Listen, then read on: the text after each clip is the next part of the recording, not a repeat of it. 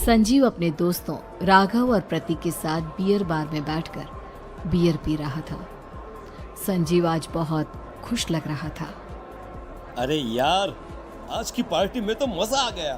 तुम दोनों दोस्तों के साथ तो मेरी जिंदगी इतनी अच्छी है कि क्या बताओ कितनी अच्छी है। अरे भाई, अब दोस्ती की है तो जीना मरना सब साथ में। हाँ अरे यार सुनो, जल्दी से एक बियर और ऑर्डर करते हैं ना, एक आखिरी, और उसके बाद ये जश्न यहीं खत्म हो जाएगा। अरे हाँ, क्यों नहीं। वेटर, जल्दी से 2 बियर की बोतल लेकर आओ। आज मेरे दोस्तों को जश्न मनाना है, क्यों? इतने में वहां पर एक बहुत सुंदर लड़की छोटे छोटे कपड़े पहनकर हाथ में बियर की बोतल लेकर उसके पास आती है। ये लीजिए, आपने बियर ऑर्डर की थी ना, मैं लेकर आ गई। क्या बात है यार, इस बार की वेटर तो बड़ी सुंदर है। अब बियर लेकर आई हो तो अपने हाथों से ही पिला दो ना। हाँ, क्यों नहीं, जैसा आप बोलोगे मैं वैसा ही करूँगी। क्या बात है यार, अब तो लगता है रोज यहीं आना पड़ेगा। उसके बाद वो लड़की उन तीनों को बियर सर्व कर देती है। पार्टी करने के बाद वो तीनों अपने अपने घर जाते हैं। प्रतीक, संजीव और राघव को उनके घर छोड़कर जैसे ही अकेला अपनी कार में आकर बैठता है तो अचानक उसे एहसास होता है जैसे उसकी कार की पीछे वाली सीट पर कोई बैठा हुआ है। वो तुरंत पीछे मुड़कर देखता है। तुम यहाँ क्या कर रही हो? और तुम मेरी कार में कब आई? अरे तुम तो बार में वेटर थी ना। बस ऐसे ही मेरा दिल कर रहा था आपके साथ आपके घर चलने का, इसलिए मैं आपके साथ चली आई। अरे लेकिन तुम मेरी कार में आई कब? अभी कुछ देर पहले तो यहाँ पर मेरे दोस्त बैठे हुए थे। प्रतीक के इतना बोलते ही उस लड़के का चेहरा खतरनाक तरीके से बदल जाता है। उसकी आंखें पत्थर की तरह सफेद और पूरे शरीर पर नीली नीली नसें उभर आती है। गाड़ी चलाओ, पूरी स्पीड में चलाओ, और अगर तुमने गाड़ी रोकने की कोशिश भी की तो मुझसे बुरा कोई नहीं होगा। डर की वजह से प्रतीक के पसीने छूटने लगते हैं। उसका शरीर बुरी तरह से कांप रहा था। प्रतीक बिना कुछ सोचे समझे कार को फुल स्पीड से चलाना शुरू करता है। चलते चलते वो शहर से दूर एक पहाड़ी पर पहुंच जाता है और सामने अब सिर्फ पहाड़ी का किनारा दिख रहा है, जिसे देख प्रतीक घबराकर अचानक से कार को ब्रेक लगाता है। देखो, मुझे छोड़ दो मुझे। अगर मैंने गाड़ी जरा सी भी आगे बढ़ाई तो हम दोनों नीचे गिरकर मर जाएंगे।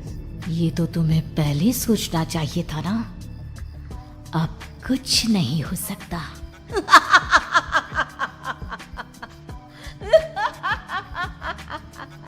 छोड़ दो मुझे। नहीं, प्लीज मुझे छोड़ दो। प्लीज मुझे जाने दो। छोड़ दो मुझे। गाड़ी आगे बढ़ाओ। और तभी अचानक से बिना प्रतीक के स्टार्ट किए उनकी कार आगे बढ़ती है और गहरी खाई में गिर जाती है। उसके चीखने की आवाज एक चारों तरफ सुनाई देती है।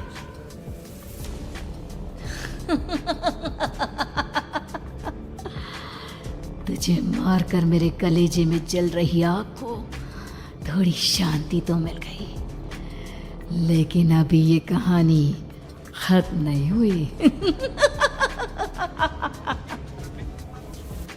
और फिर अगले दिन राघव और संजीव को पता चलता है कि प्रतीक की पहाड़ी से नीचे गिरकर मौत हो गई। अरे कल रात की तो बात है यार, हम सब बैठकर पार्टी कर रहे थे, लेकिन मेरी एक बात समझ में नहीं आ रही। राघव शहर से इतना बाहर उस पहाड़ी पर इतनी रात को क्या करने गया था? अरे यार, वही सोचकर तो मैं भी परेशान हूँ। हम दोनों को छोड़ने के बाद तो वो सीधा अपने घर जाने वाला था, और वो आत्महत्या क्यों करेगा भाई? कल रात तक वो कितना खुश था, हमारे साथ सेलिब्रेट कर रहा था।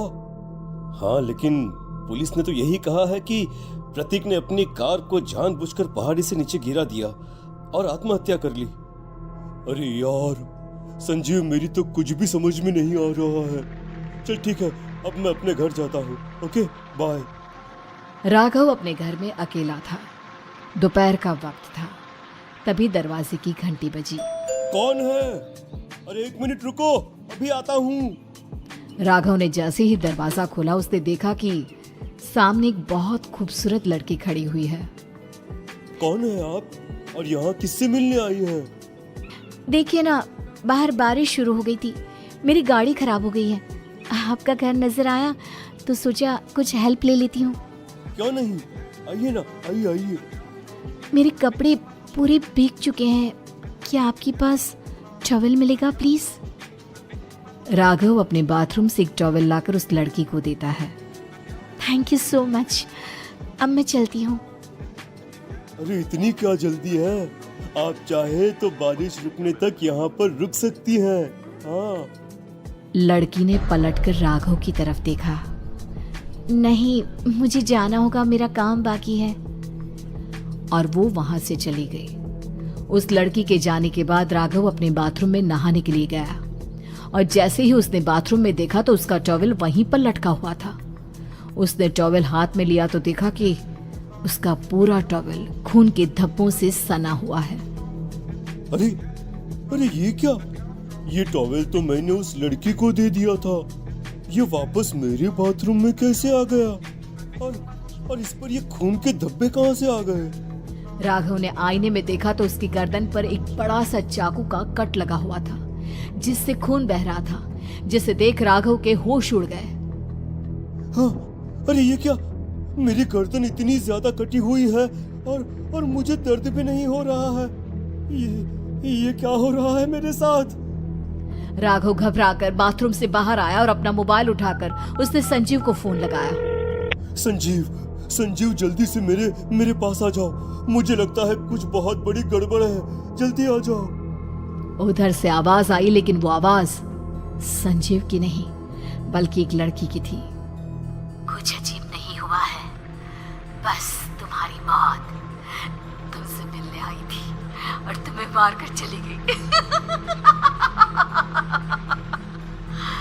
अब तुम इस दुनिया का हिस्सा नहीं हो राघव, इसलिए तुम्हें अपनी गर्दन के कटने का दर्द भी महसूस नहीं हो रहा।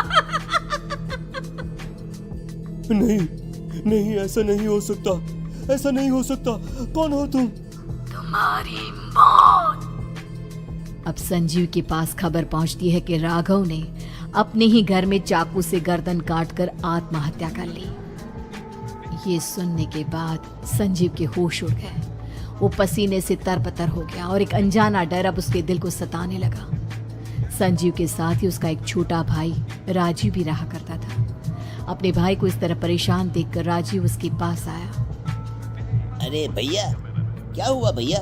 आप इतने घबराए हुए क्यों लग रहे हैं? प्रतीक और राघव की मौत, मेरा मतलब मेरी कुछ समझ में नहीं आ रहा भाई। अचानक से मेरे दोनों दोस्तों ने आत्महत्या क्यों कर ली? अरे वो तो मेरी भी समझ में नहीं आ रहा है भैया। हाँ, हो सकता है कि कोई परेशानी होगी और इसीलिए उन्होंने ऐसा किया होगा। हाँ, लेकिन दोनों की जिंदगी में एक साथ परेशानी और दोनों का इतनी खतरनाक तरीके से आत्महत्या करना, कहीं ऐसा तो नहीं मैं भी मर जाऊंगा? अरे आप ऐसी बातें क्यों कर रहे हैं भैया? वैसे ही मैं इतना परेशान हूँ। जब से अंजलि ने मेरा साथ छोड़ा है तब से सब कुछ बहुत अजीब सा हो गया है। रोज रात को डरावने सपने आते हैं। ऐसा लगता है जैसे अंजलि बार बार मेरे सपनों में आकर मुझे डराने की कोशिश करती है। अंजलि का नाम सुनते ही संजीव की आंखें फट गई और उसके गले में आवाज अटक गई। उसके चेहरे पर घबराहट साफ नजर आ रही थी। कौन थी वो लड़की जिसने प्रतीक और राघव को आत्महत्या की आड़ में मौत के घाट उतार दिया? और कौन थी अंजलि जो बार बार राजीव के सपनों में आकर उसे डरा रही थी? अंजलि का नाम सुनकर संजीव इतना घबरा क्यों गया? इन सवालों के जवाब जानने के लिए देखिए इस खतरनाक कहानी का अगला भाग।